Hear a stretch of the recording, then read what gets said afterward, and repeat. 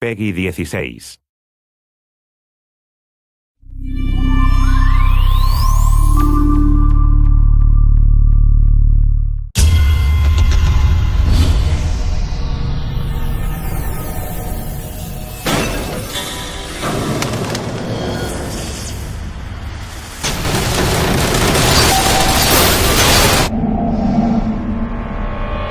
So I'm the art director on Bodycount. I'm specifically responsible for making sure that everything in the game has one coherent aesthetic look.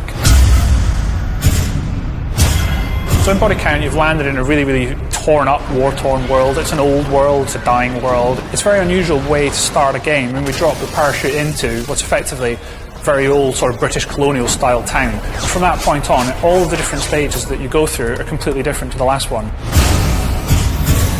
The environments in Bodycount are very fantasised, but they're also very bright and vibrant. We've used the entire colour wheel in the game. We go all the way through it, from hot, polluted, yellowy-green Africa, through a sort of midnight neon Asia, and then into the belly of the beast at the end, where we set you against the target in a very fiery, hellish cauldron.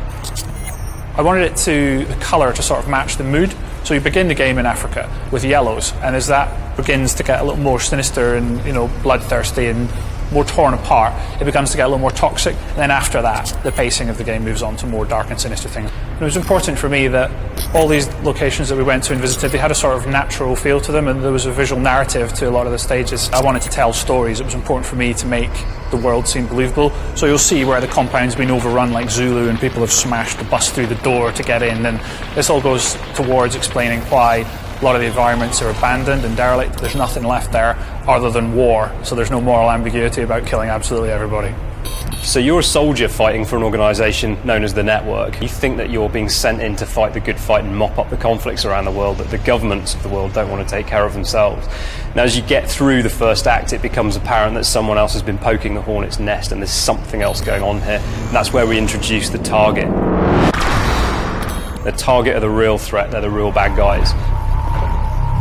So Target's style and philosophy and their presence in the world is really sort of a dystopian, evil, really oppressive. The real cue for style was just a phrase, the cutting edge, so that you're always met with a sharp edge with them. So everything I started drawing began having cutting edges right down the centre of them, so the guns, everything, you're always being met with a sharp edge, like an axe being thrown at you. Really important thing for me was to make it look like the organisation had unlimited wealth and resources. So I really went for a sort of stealth by Bang & Olufsen look to things. A lot of the reward for the player is the first time you come up against a target, and the buildings are going to be very tough, they're going to be very hard to get into. When you get inside their building, and the initial frustration of not being allowed in is rewarded by the fact that you really do become a bull in a china shop for these things. They don't expect you to be inside, so you're able to completely destroy all the glasswork, all the ceramic things. Bodycount's AI is completely class-based, so the idea is that we've put these different classes together that operate in very different ways and have different behaviours. So, for example, we've got a medic in there who can revive fallen soldiers. We've got a scavenger who will steal the game's currency intel from you and stop you from getting access to your upgrades. We've got heavy tank classes. So lots and lots of different types of AI. But then on top of that, we've got three factions. So we've got the army and the militia, and then we've got the target hidden in the background. It was important for me that when we were making Bodycount that it had a handcrafted art look, and that extended to the characters as well.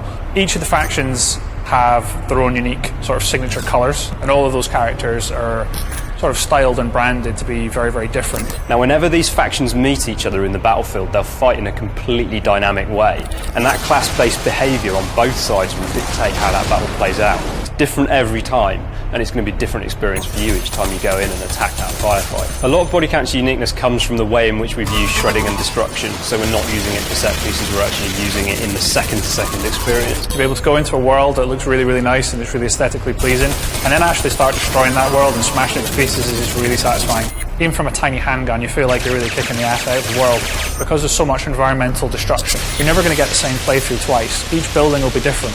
What makes Bodycount worthwhile for me, what makes it better in that sense, is the fact that we've stepped into some slightly different territory and we've produced a game that's got its own strong identity and doesn't deliberately set out to clone what other people have done.